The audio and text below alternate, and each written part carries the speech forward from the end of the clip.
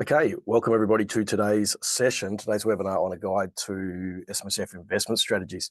It's one of those interesting subject matters that I think now is certainly getting a lot more attention than historically it ever got, and I can certainly put my hand up and say that in the very early days of self-managed superannuation fund, I was very much in the school of thought that an SMSF investment strategy wasn't necessarily worth the piece of paper it was written on. And administratively, I saw plenty of investment strategies that really weren't worth the paper they were written on because they didn't say anything at all, other than making some form of flimsy objective for the fund, but with then no real, I guess, justification or anything further to sort of back up the decisions being made by the trustees. Also fair to say too that probably before 2006, 2007, so before superannuation reform really kicked in, even from a regulatory point of view, the tax office were fairly sort of blasé about investment strategies, particularly because they said, well, it's your money,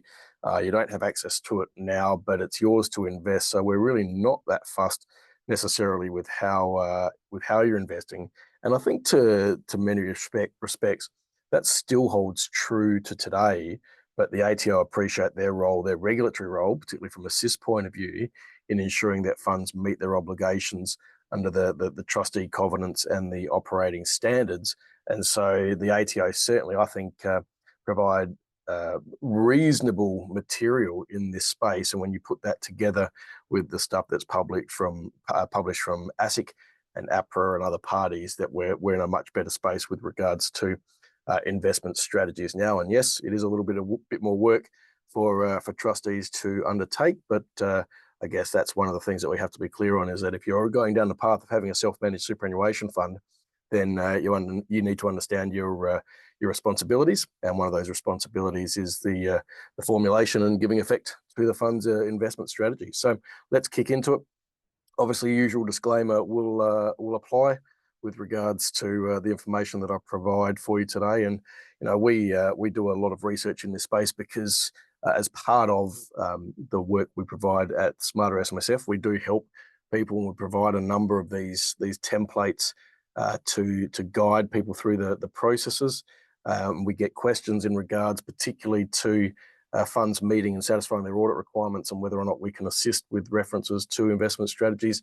And again, we've got a fairly comprehensive investment strategy, so it's certainly no one-pager like I used to see in the very early days. It's pretty significant from a documentation point of view, but it ultimately requires the trustees to go through that document and identify the bits that are relevant to them and the bits that aren't relevant to them, and then select what's necessary for formulating their own strategy. So basically today, what I'm going to be talking through is really a lot of the key issues that we need to contemplate with regards to investment strategies. And if there's any sort of war stories that I've got along the way, I'll certainly tell you them, and I'll show you some references, at least in part, to some of the documentation that we provide in regards to it.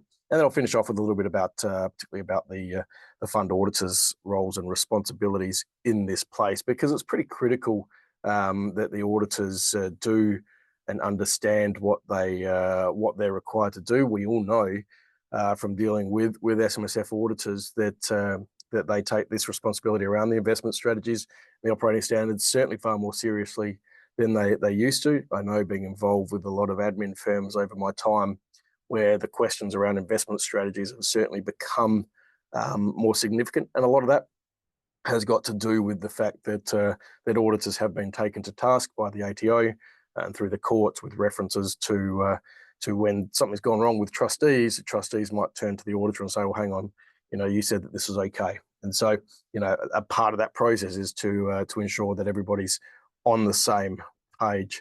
So as I said, let's go in through some of these key issues that we're looking at from an investment strategy point of view, and focus on them primarily in general terms. But what I wanted to do from a starting point is really sort of address the consideration for a strategy from the three key parties involved in the process, and appreciating that the regulator really ultimately forms part of that the final compliance side of things. But we've got obviously the client and the trustees, and a lot of their investment strategy requirements. And I think we all know, those of us that advise, or those of you that advise people with regards to setting up self-managed superannuation fund, that you've got your different type of trustees. You've got the controlling type; they want to do everything. Right? You've got the coach seekers, which are, they're seeking a bit of input with regards to assistance with reference to their fund. And then you've got the outsourcers that are wanting other parties to do everything for them. I certainly find that it's that outsourcer that, the question mark around whether or not they should or shouldn't have a self-managed superannuation fund. I suspect the jury's still out, but if they're ultimately wanting somebody to do everything else, and then historically I've found, it's always been my sort of a feeling that they're the ones that tend to seek also to blame somebody else when something goes wrong. So, again, it's a little bit about knowing your client and whether the SMSF is the right vehicle for those particular clients. And then, of course, those clients, they need to understand what they're trying to do when contemplating an investment strategy, because realistically, if we try to put a label on what the investment strategy is, it's the deed is our governing rules with regards to the references of what we're allowed to do. The investment strategy is really the document that sets a tone for how we get to satisfying and achieving our ultimate retirement goals. So, we've got sole purpose test and other issues that I'll talk about today. All of those things are going to be driven by the actions we take based on the investment strategy that we create in the super fund environment. So that's client and trustee. Then we've got the advisor.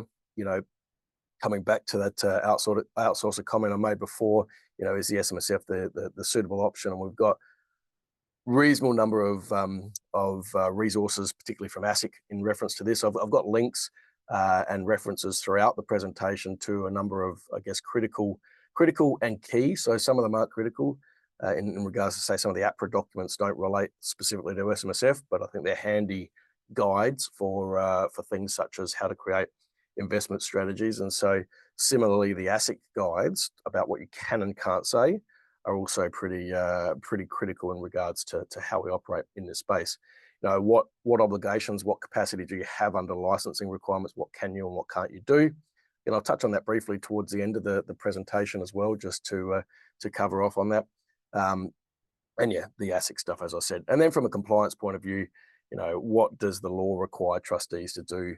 So what are the auditors actually looking out for with reference to the investment strategy? And we'll work through all the requirements of the investment strategy as part of today's presentation, as I'd sort of give you a bit of a guide. So what are a number of the things that we certainly observe with reference, as I said, but sitting on the outside a bit with regards to the provision of education, but also the support of documentation, the questions, the areas that we sort of get addressed or have people come to us. Often a lot of it is linked to the audit activity. So, we're having issues with our auditor with regards to getting them to sign off from the investment strategy. Does your documentation help in that position? Well, I guess the answer to that is always going to be, depends really how hard the auditor's pushing on something. But we certainly know that in history, the strategy that we've provided to people to be able to then tailor to themselves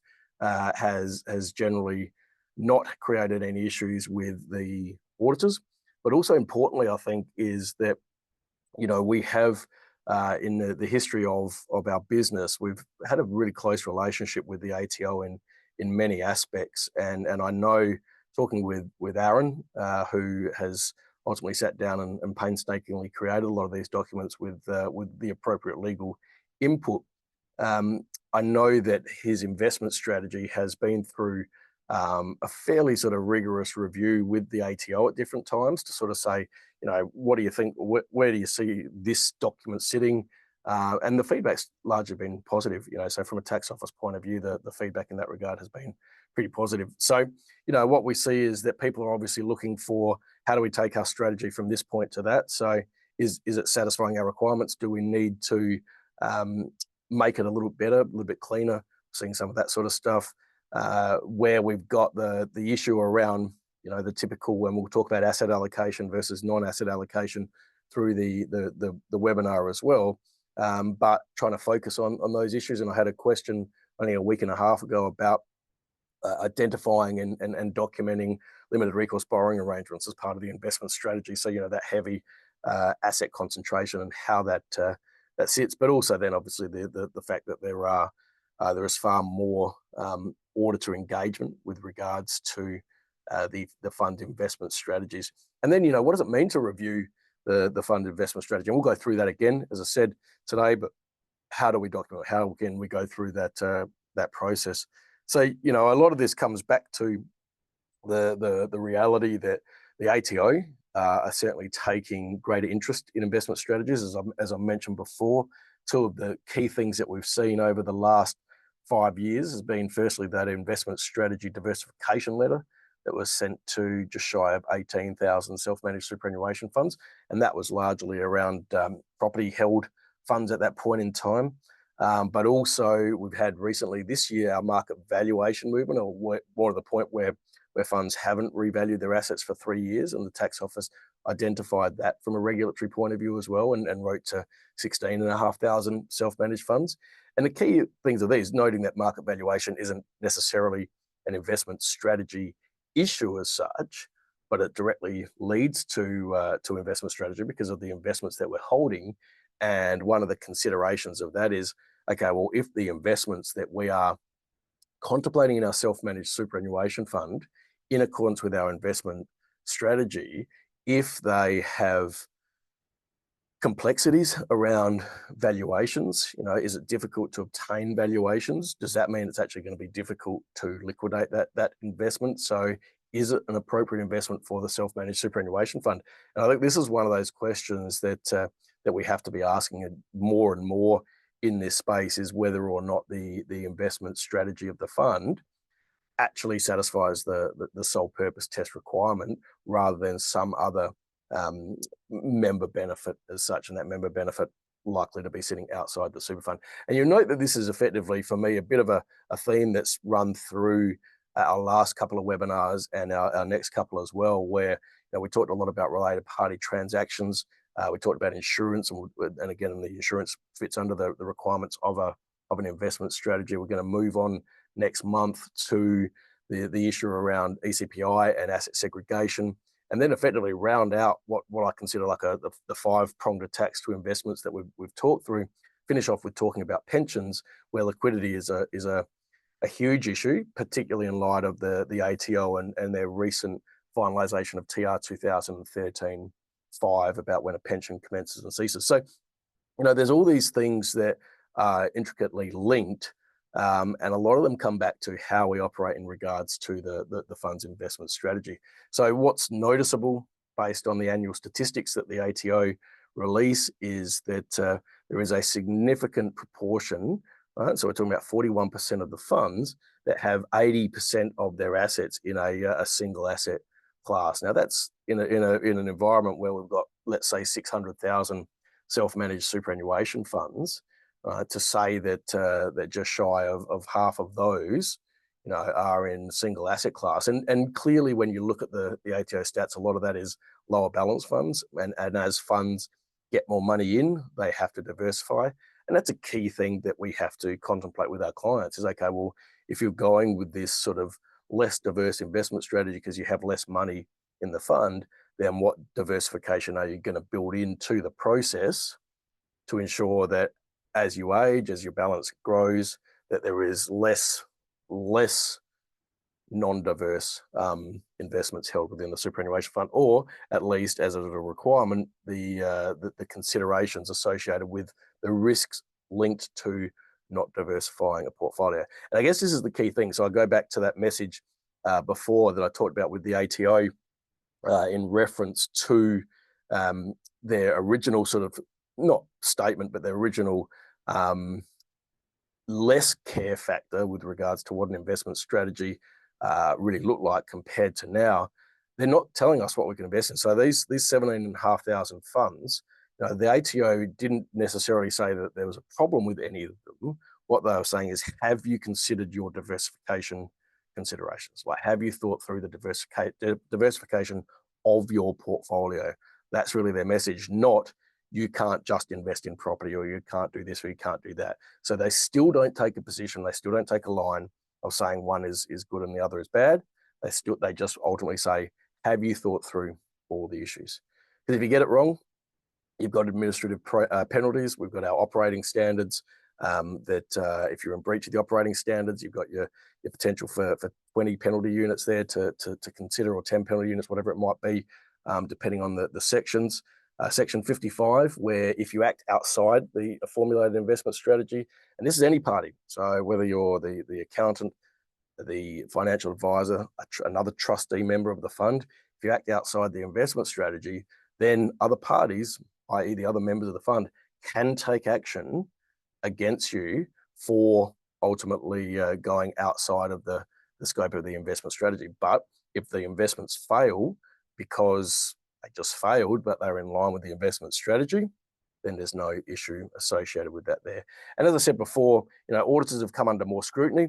And so if they're going to come under scrutiny based on trustees taking action against them, then they're going to take a harder line or a harder approach to how and what an investment strategy needs to look like in the self-managed super fund space. So all of these sorts of things are aligned together for us to build, or at least start to build, a suitable and compliant investment strategy for our self-managed superannuation funds. So where do we find guidance? Where do we find key information that's going to help us to create an investment strategy in the super fund? Obviously the trustee. Now, trustees tend to be as broad and as narrow as the provider that provides it to you, with regards to things such as investments in the fund. And we know that things like limited recourse borrowing arrangements, that many of the lenders originally wouldn't allow you to enter into LRBAs unless you had certain conditions and certain terms that they as lenders wished you to have within their deeds. But one of the requirements was that the deed had the power for the trustees to borrow. So you've got that issue there. You often find deeds will stipulate a significant portion of a list of investments that a fund can make. It's really interesting when you start to delve into conversations outside the scope of today, but conversations around such things as property development, such things as carrying on a business, such things as even cryptocurrency investments and the like, in regards to non-standard assets. The ATO, or from a regulatory point of view, the first thing they're going to say is, what does your deed say, right? And so whilst we always go on and say, people like myself take a relatively conservative approach to say, well, you can't carry on a business inside a self-managed superannuation fund. The law doesn't say that, but what the law says is you've got to provide, you've got to satisfy the sole purpose test. So you've got to be able to justify how that activity, how that action, right, will satisfy the sole purpose test. Now, by carrying on a business, you're engaging in other things that have a risk profile attached to them, and failure of that business is clearly one of those issues. And so the tax office, in their historical documentation around things such as carrying on a business, they want to know that your deed provides for the ability to do it. But not only the deed, then clearly in the investment strategy, you're factoring that into the risk and return element of things, liquidity, the ability to discharge liabilities as they fall due. So, there's all those other compliance activities that you might not necessarily contemplate if you're just running a business outside of the self-managed super fund. In theory, you probably should, but regardless, it's a matter of how these sorts of things will fit. The APRA guidance, and I'll make a couple of references to this. So I'm going to do some comparatives between APRA and SMSF, sort of very briefly a little bit later. But I think that we undervalue, I think, in many respects, the position of APRA funds in the SMSF space. But a lot of the guidance that the tax office have taken has been driven by historical APRA references, because ultimately APRA were here first, right? So APRA, the ISC, they've been managing trustees for a lot longer, and their rules and restrictions around trustees and what they can and can't do are far tighter in the APRA environment, particularly around reporting obligations. And so if you look at that SPG 530, the guidance that they provide in that about formulating an investment strategy, and then such things as monitoring and reviewing that investment strategy are very useful to be able to then apply without the reporting side of things to self-managed super fund trustees from a decision-making point of view. So I think that there's always space for us to be able to take historical information and current information from APRA to guide us through. Tax office, I'll make reference, give you links to the ATO's website and what their obligations and what they see as the key obligations around it are. We always know that that's our first starting point. As far as just trying to obtain information, what are the regulator looking for? Let's use that as a trigger for some of our activities. And then the various asset guidances, particularly around, what we can and can't say. And I do have a bit of a summary at the end of the presentation today in regards to licensed versus unlicensed and what you can ultimately provide for with reference to things such as the investment strategy. And the short answer to that is obviously that there's very little that can be done if you don't have the appropriate licensing, but you can certainly have factual conversations and discussions around things such as diversification in a fairly generic type of way. And so you've got that, then you've got your tips for giving SMSF advice from that info sheet 274. So to run through a couple of the key things with regards to that 274 info sheet, you want to make sure that your client is understanding what their investment strategy is and what the purpose of the investment strategy. And, I think we often talk about the strategy without reflecting on the objective piece. And of course, the whole point of having a strategy is to fulfill your objective. So the number one thing that we're talking about when we are advising clients, anyone that's advising a client, is what is your objective, right? So the objective is at the moment, you've got this, right? So based on collection of data, we've got this. This is our capacity to contribute or do whatever over X number of years. We have a profile of how long we expect to work, and we have a profile of what we would like to achieve when we retire. So our objective has to be, how do we get from point A to point B, right? And the only way, there's two ways to do that. It's via contributions and it's via investment returns.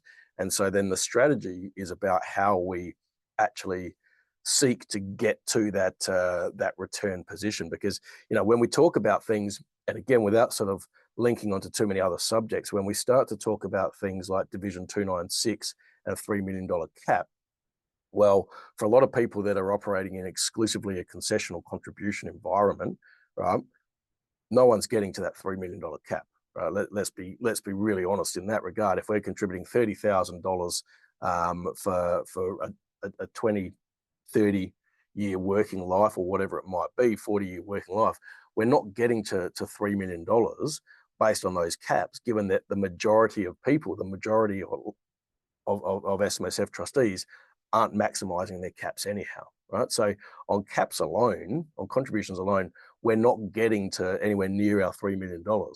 So we're hoping for potentially the opportunity to make some non-concessional contributions. If we're running a business, it might be small business CGT, that might be the contemplation of downsizer, but we're largely reliant on investment returns to grow our fund to the level that we want to meet our objectives, right? So, that's the whole idea. Do they understand what the investment strategy is doing? Do they understand that the decision must be in the best interest, the best financial interest of the members, right? And that's all the members. And you go back historically to so many different references over time where you had funds where they were controlled by certain parties, and in many instances it's been the union funds. So there's history from the UK and early in the Australian market as well, where the unions would make decisions about the investments of the fund to benefit the unions. And as long as they can then justify that to benefit the members as well, then there's not a lot to suggest that there's anything wrong with that. But where there is no actual benefit for the members, if there is a financial detriment to the members, then I think that's problematic. And I've always had a problem in the superannuation environment where you talk through, particularly in the non-SMSF environment and space, where you see sponsorship being operated by self-managed superannuation funds. And so, well, how is that in the best interest of members? Now, the justification that you often hear is, well, sponsorship leads to more membership, and more membership leads to more money, which more money leads to more investments. I still question it. That's a personal thing there. It's not anything else. But again, where does this sit in the scope of the total objective of the fund, which is to provide those retirement benefits for the members? So we need to understand all of these key considerations. We need to understand our reviewing requirements, and we need to understand and need to have that conversation around insurance. And of course, what that doesn't mean we don't have to have insurance. It just means, let me say that again. We don't have to hold insurance inside the superannuation fund, right, necessarily, but we need to consider whether or not it should form part of our strategy, whether that money's inside or outside of super. And again, I'll touch briefly on the insurance requirements. Now, the interesting thing, of course, is of 274 is that the regulator, ASIC in this sense, say your investment strategy needs to be in writing. It's not a SIS requirement, but of course, it's really hard to provide an investment strategy to the fund auditor if it's not in writing. Very difficult to assess what's going on in someone's mind from a trustee point of view. So it's one of those, this is the way the legislation's written. Yes, there are other legislative references to requiring things in writing, right? But I think it's more a bit of a smart aleck approach when trustees come across and say, I don't need to have it in writing because the SIS Act doesn't require me to. Well, there's enough evidence, including ATO website, ASIC guidance, and just common sense that says, having that investment strategy in writing is a prudent approach, so that everybody can view it and make decisions as to whether or not the fund is trying to meet it. So again, a number of other issues. We'll work through a lot of these sorts of issues as we go through the remainder of today. The review requirements, diversification, all those other elements as well. So let's look at our ATO side of things, because again, from an SMSF point of view, it's great to know what ASIC say, it's great to know what APRA say, but our regulator's the tax office. So we want to have a clear understanding of where the ATO sit with reference to the majority of these key issues around an SMSF investment strategy. February 2020, they released their guidance. You've got the quick code there. I did have a link back to that quick code in the earlier slides. This was last updated in December 2022. So it's something that the ATO are regularly reviewing as well. So they're actually taking their own advice there and doing a regular review of their documentation. And it helps us work through a number of key steps. So the things that we need to include in the investment strategy. It does highlight some of those investment restrictions. It doesn't go through all the investment restrictions infinitum. It doesn't go through like we do in our webinar on related party transactions and SMSF investment restrictions, but it highlights the key things, particularly around things like borrowing and lending and the like from an SMSF position. Focuses on the sole purpose test, talks about what is giving effect to a fund's investment strategy. So, not just necessarily creating a document saying, look, I've done it, I have formulated a strategy. It's then actually implementing it. So the concept of giving effect is really one where we say, right, well, now how do we do this? How do we meet the objective that we've set inside our strategy for our fund? Frequency to review the investment strategy, auditor's role, and then non-compliance, so the considerations from a non-compliance point of view. So it's a fairly thorough page with reference to the tax officer's position on how investment strategies need to work. I think it's probably one of the, I won't say one of the better pages. It's certainly quite clear compared to some others, but I think it's one that I would certainly be recommending trustees to go and look at that as part of understanding what their obligations are within the fund. We go from that, and a lot of the stuff that the ATO cover, I'm going to talk through a couple of the technical elements here, but then work through more, I guess, the process concept as well. So we know that we've got section 52B2F, which is our trustee covenants. I referenced the deed before. Our covenants are in the deed, whether they're actually stated or not. But historically, and this is where I guess the story about the evolution of investment strategies and the ATO position, this is really where it became significant. And look, I'm going to state 2012. It was roughly around about that time. So let's not quote me on actual dates as such. But effectively, auditors would always be caught out where an SMSF trustee wouldn't have an investment strategy or wouldn't have a great amount of detail in their investment strategy. And there'd be issues around separation of assets and other things that were built in there. But all they could really do was put it in the management report, right? So they could only just put it in their management letter from the auditor to the trustees to say, look, we don't think your investment strategy satisfies the requirement. Trustees ultimately didn't necessarily have any need to follow up on that. But then what we did was we actually got SIS Regulation 409 introduced, and SIS Regulation 409 became part of the operating standards. So ultimately you had Section 31, 34, which talk about the operating standards of the fund, and it's a breach of the SIS Act to not do things in accordance with the operating standards. So Reg 409 pretty much reiterated exactly what 52B2F said in context of investment strategy, which meant a trustee now had to do these things, right? And by having to do it, by having to impose that there, it gave the auditor capacity to take it further with regards to reporting on and against trustees for not following their obligations. And it talks about, one of the key things is it sets out that you have to create and formulate the investment strategy in contemplation of the whole of the fund's circumstances. Now, the whole of the fund's circumstances means, we're looking at the various membership profile. More members, the bigger profile, bigger age gaps, bigger risk profiles that you have to contemplate there.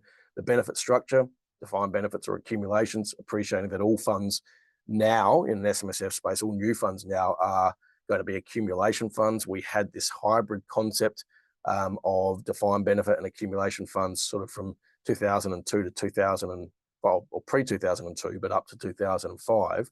And there are legacy pensions, but that's just isolated to a small portion of the funds there. What phase the fund is in, so accumulation phase or pension phase or a composite of those two phases.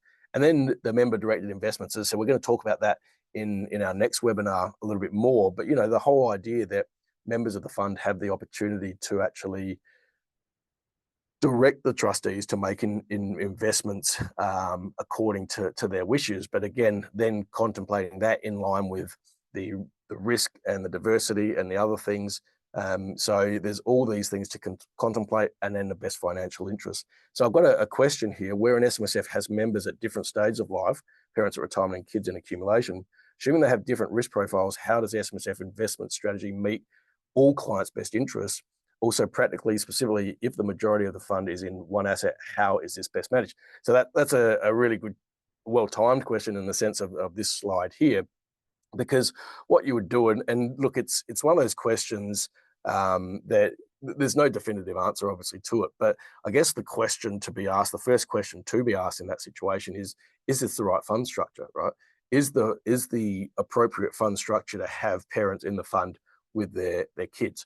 I'm not here to say yes or no to that. I have my opinion on it, right? But it's one of those things that, because of exactly what you're saying there in the question, the risk profile of parents approaching retirement or paying benefits down is definitely less high risk than, say, a younger member who has that appreciation that they potentially got a longer time span to recover any issues.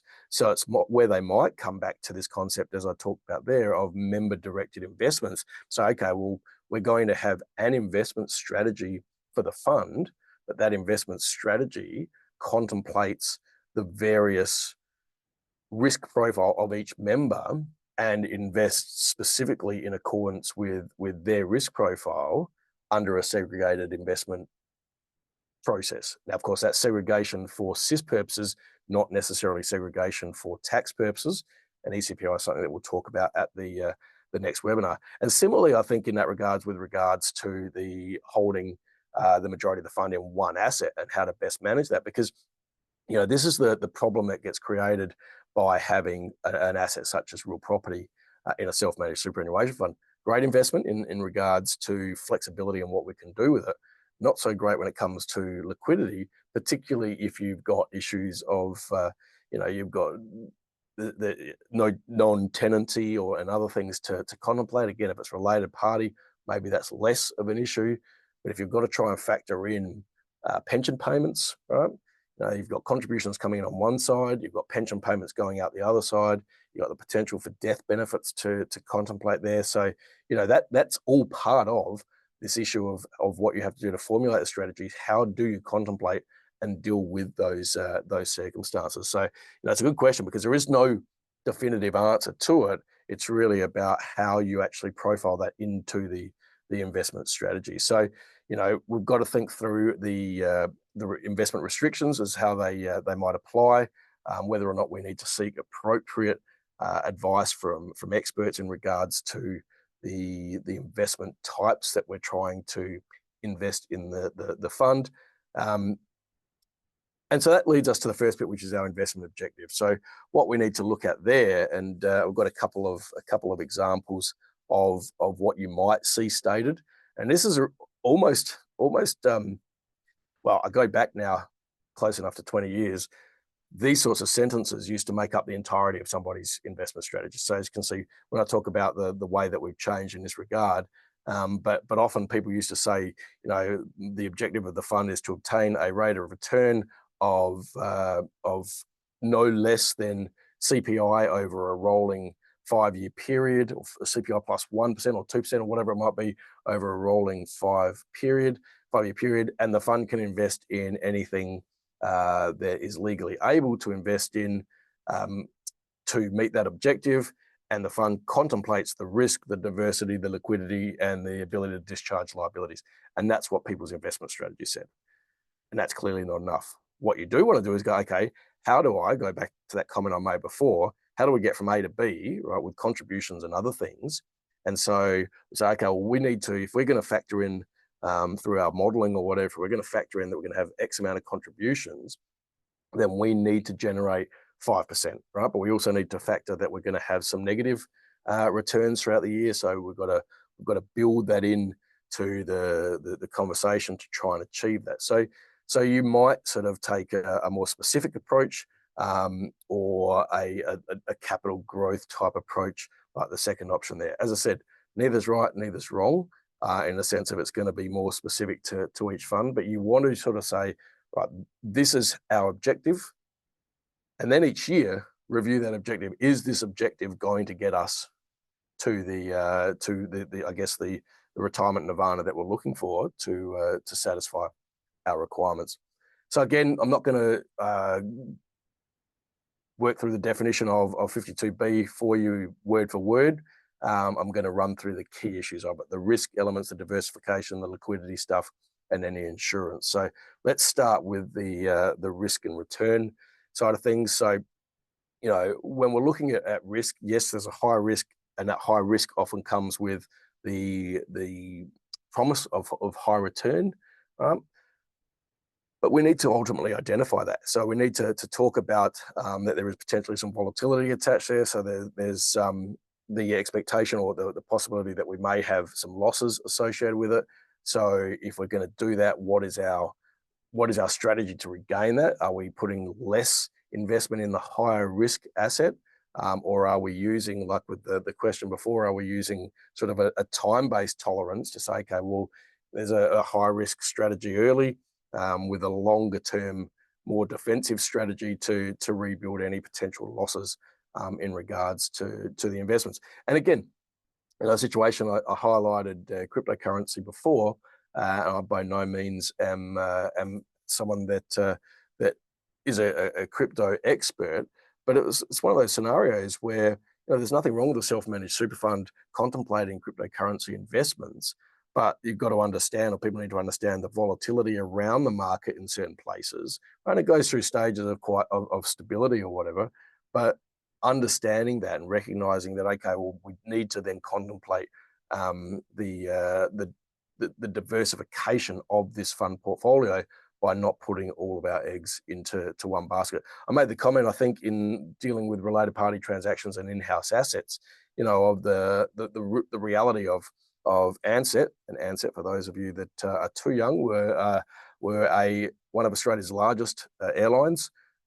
Certainly, I think on relatively equal footing to Qantas at the time, but they fell under, went under, and a lot of the employees lost their money because their superannuation also invested in ANZAC. And that was just one example of a lot of funds that lack diversification, and so there's operational risks associated with investing in one basket of eggs, and so we need to contemplate what that all means in the superannuation environment. And so yeah, it's if you look at situations and there's ASIC report 575, it talks through a whole heap of considerations when building an investment strategy, and just things for if you're looking to invest in property, that consider whether it's the appropriate one. So going back almost to the question that I had before, and investing in a single asset, then discuss the needs and circumstance of the fund members, their age, and their retirement needs. If the recommendation involves any loans, how long will you have that loan for? So you really got to try and build all of those sorts of elements into the risk versus return side of things. And I've done many presentations of recent times where we've talked about transferring business real property into the fund, but the risk or the age profile of the clients has been such. So, well, why would you contemplate that? And in those circumstances, was, well, we've got the kids to bring in, so we're going to maintain a more liquid-based investment profile and sit the property alongside of it, so that therefore the kids can build up their equity in the fund and potentially take over that property at a later point of time. But there's a risk associated with that. That is that parents might pass away early, and then you've got this large lumpy asset that has to be transferred out of the super fund environment as well. Also understanding the issues associated with things such as derivatives, and people might use hedging within their fund, and when you do and when you don't need derivative risk statements. So again, that's a whole sort of different subject matter for the fund from an investment strategy point of view, but you don't always need to have a derivative risk statement if you're going to go down that path and invest in derivatives. It ultimately is going to come down to the types. And I suggest there in that instance, do your research with the ATO as to when you do and don't need things with regards to contract for difference and other things. So diversification, obviously, if you've got that large or one asset class, as we've touched on there, that you've got to be able to justify the decision. It's not that you can't do it, it's just that you've got to show, okay, well, there's a reason why we're doing this.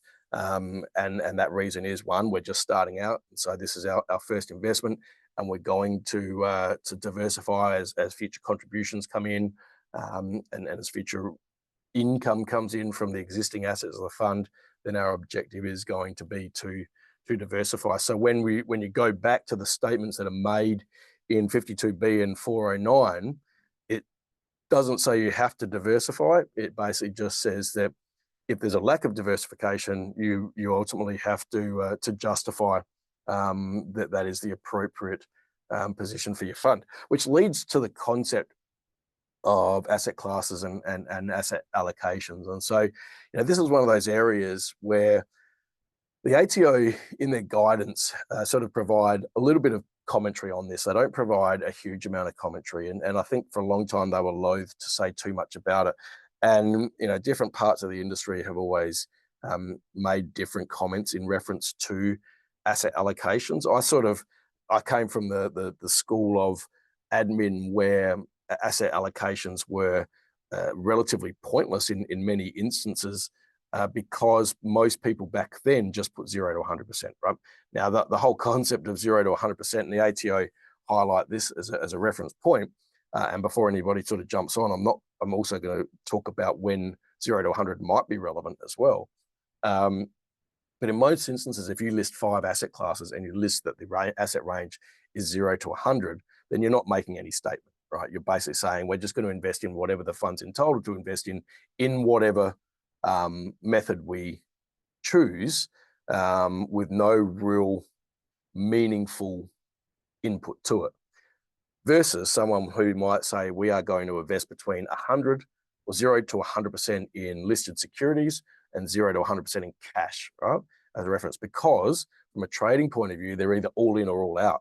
And then they can justify that, but they've got to make the statement as to why they believe that is going to meet their objective. And that comes down almost to that single asset strategy. So when we look at asset allocations, what the tax office want is they want you to basically give your range, right, as either a percentage or as a dollar amount.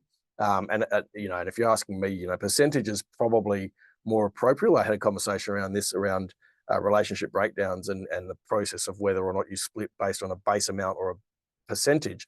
Percentage is probably a little bit more accurate, a bit easier to contemplate there. So you do that, or if you've got material assets, you can list those assets and make reference to those particular investments and the objective of what those investments are going to achieve for your fund. So the ATO, I guess it's the point that I want to make clear, is that the ATO are not saying that you have to put asset allocation ranges, right? If you don't put ranges in there, and if you do put ranges in there, make them meaningful. If you go outside those ranges, this is where self-managed super fund and ASIC funds, APRA funds are different in that sense. And if you go outside the investment ranges, short-term movements away from your strategy to meet your objective is non-problematic. But if all of a sudden you're saying that you're going to invest 60 to 80% in listed securities and 10 to 20% in property, which would seem a strange allocation, you did that and then you did the reverse, then the ATO are probably going to look at that and say, well, that's not short term, that's more a long term one. Is that actually appropriate? And so then you've got to decide, well, what am I doing with that? And all you're really doing is adjusting your investment strategy, right? So this is, I guess, one of the key messages with investment strategies is, if you get it wrong, it's a pretty simple document to fix, because it's your document, right? It's your client's document with regards to what they're actually trying to achieve. So if it's not meeting their objective, simply change it, but go through the process of reviewing it, identifying the issues that are wrong with it, and then indicating the change and formulating a new strategy. It's a relatively simple. I mean, it's not pain-free in the sense that there's a time element associated with it, but it's not the end of the world if the fund's objectives are not being met by the strategy to then change the strategy. Right. So as I said, there's materiality. If you've got significant assets like the LRBA one that I was talking about before, like the property one from the example earlier, or the question earlier, if you're going to invest in those material assets, then by all means, then you should document that and have that ready for the auditors, basically.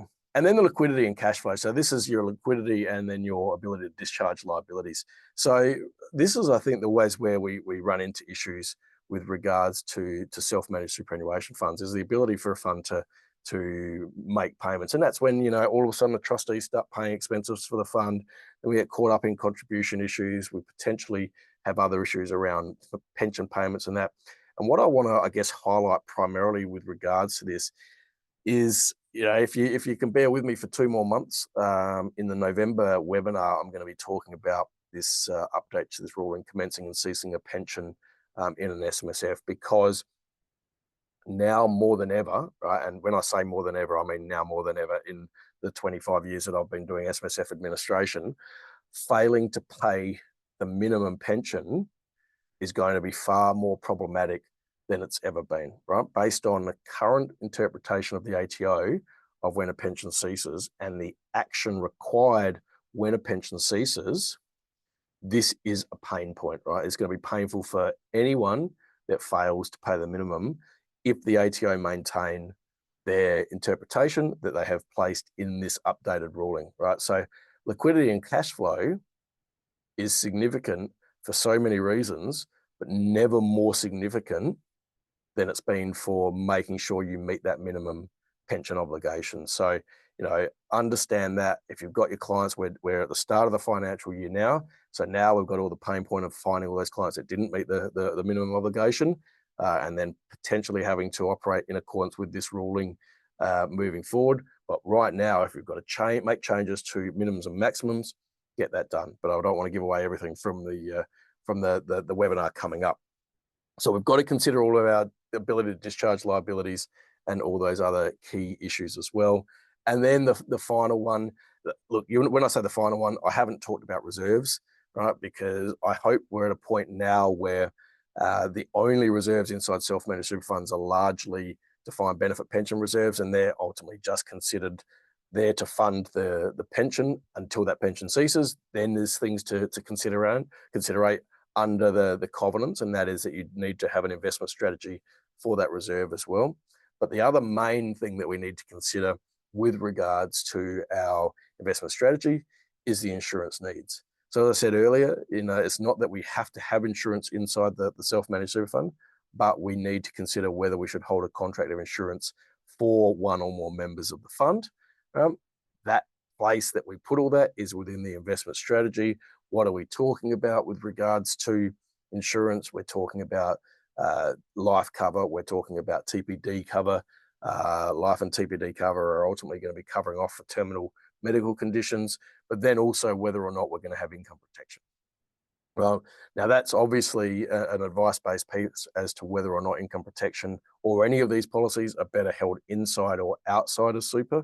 That's not for me to say which is right or wrong. And again, I think if you go back to the June webinar, we spoke quite at length about the insurance needs for the fund. But we do need to contemplate it. And if we're not holding insurance, then we make that statement. That's part of the investment strategy, that the trustees have determined that the members hold appropriate insurance outside of superannuation, or that the members' age profile dictates that the holding of insurance is too costly, or there's no need for insurance because they don't have any debt to worry about funding it off, or the income of the fund, the assets of the fund will actually already support what their needs are. So, it's just the whole concept around what is the purpose of holding insurance in the fund. So what do we need to contemplate? And we're getting to the point where I'm going to start summarizing some of the key issues after I do this, and then the monitoring requirements and the regular review piece. So we need to understand, how much, or what's the size of the assets that we've got. Again, an investment strategy for a fund starting out with small balances is going to be far less complex than a fund that's got a longer age profile, got a higher member balance, so it's got far greater capacity to invest in more investments. So quantum of assets, the expertise of the trustees, availability of appropriate advice, so seeking out the advice where necessary, how easy it is to administer that investment strategy. So again, collectibles and personal use assets, the investment strategy is really the place that you're going to start contemplating your storage requirements, your insurance requirements for the investments linked to the collectibles and personal use assets. Property, the additional cost, do you need additional insurance elements?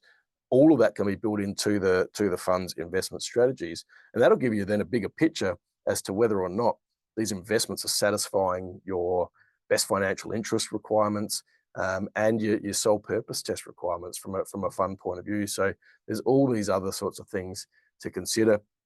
But then also the key thing, which is a flow on from 409, is 409A. I talked about this before, about the regulatory requirements becoming an operating standard, keeping your super fund assets separate. So it's a trustee covenant, and then the expansion of the investment strategy requirements is to ensure that we keep our fund assets separate. And again, the investment strategy is a requirement there. So just understanding the concept around things like naming conventions. Again, from a monitoring and review point of view, we are required to monitor our investment strategy and regularly review it to ensure that we're satisfying our compliance obligations, but also, more to the point, I think it's to ensure that we're satisfying our objective, right? So yes, if we're actually looking at our fund in the appropriate way to meet our overall objective of providing retirement benefits for ourselves, then we should be reviewing our strategy whenever there's something that gives us a thought process as to whether or not we're going to meet the fund's obligations. Now, I highlighted before, and I'm not going to go through these individually, but I highlighted before that APRA guidance is fairly historically beneficial in regards to the fund. And I think from that guide, SPG 530, it talks about the APRA fund's requirements from a monitoring and regular review process. So what we've provided here for you, and you'll get a copy of the slide so you can review these matters yourselves, is effectively what is the APRA fund required to do from a trustee point, and what is the equivalent requirement really? Where do we see ourselves from an SMSF trustee point of view if we put ourselves on equal footing with an APRA fund, noting that we don't have the more stringent reporting requirements they have. So there's a couple of key points for you to consider there with regards to that reviewing process. So when we're looking at that regular review, we have to appreciate that the investment strategy is not a set and forget document, right? And as I said, if you go back 15 years, probably don't even have to go back that far, but I think if you go back at least 15 years, you'll see that a lot of investment strategies were, rightly or wrongly, set and forget documents. Why were they? Because they didn't say anything, right? So people wrote them, they made some very generic statement, right, about what their objectives were, and then they made reference to the covenants, and they left it at that. And if they had asset classes, it said 0 to 100%, right? Now, that's not everybody, so I'm making a sort of a general statement in regards to what you saw as a common approach to investment strategies, right, was that set and forget process. Whereas, particularly from 2012 onwards, with the operating standards, we're seeing far more of a requirement to follow through all of these issues. So when would you look to review, considering that annually is the bare minimum? Right. Well, then you're going to look when there's a market correction. You're going to look when a member joins the fund or when a member departs the fund. You're going to look again when a member commences an income stream. And I think that's one of the key issues, particularly now where we see the merger of income stream commencements and contributions to funds. You know, we've got money coming in and we've got money going out. How does that change the investment profile of the super fund? So, you know, maybe it changes the liquidity thing to a certain degree.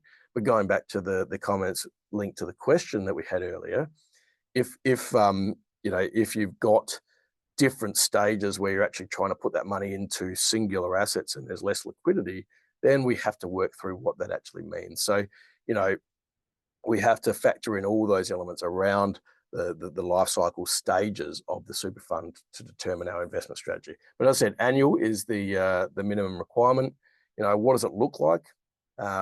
Again, something that you can put in your, well, firstly, it's something that most funds, and I say this from my experience with administration, but most funds in the notes in the annual trustee minute that is signed off as part of the financial statements will have reference to that the trustees have regularly reviewed the fund, right?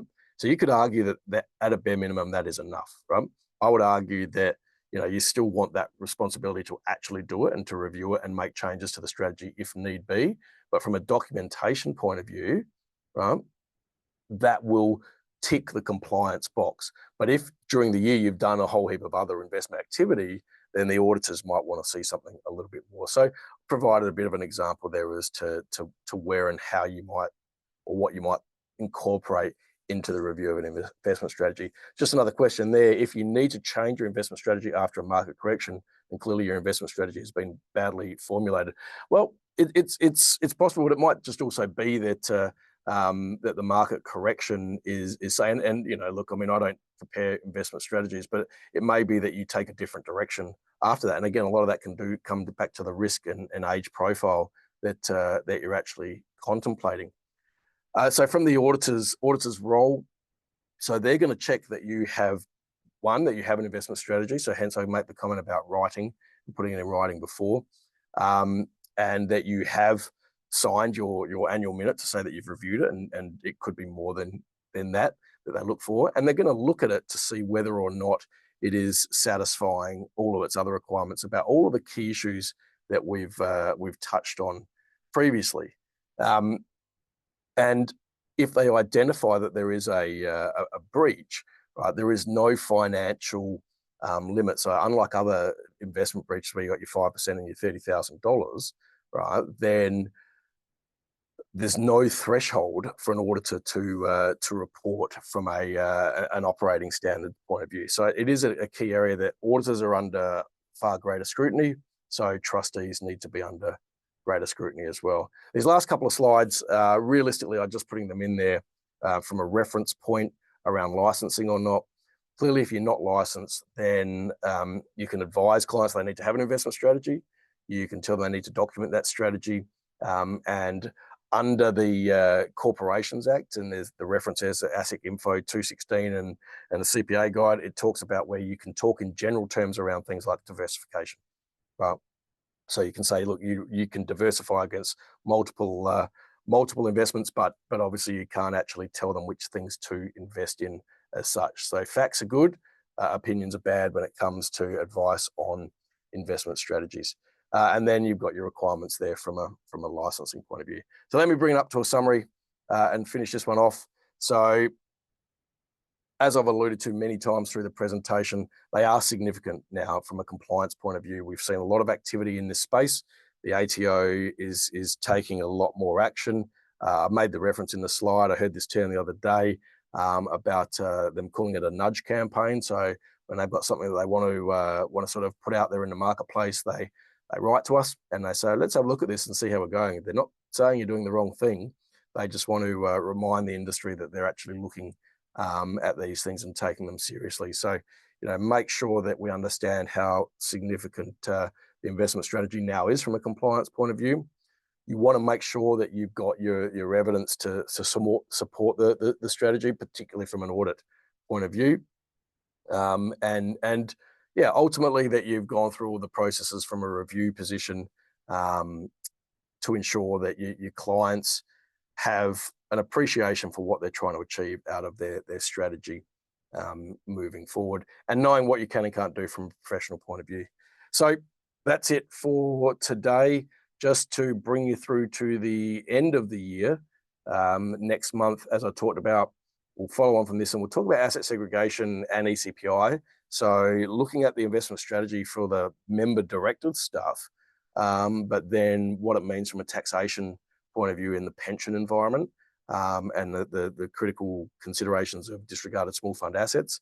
13th of November, commencing and ceasing a pension and SMSF.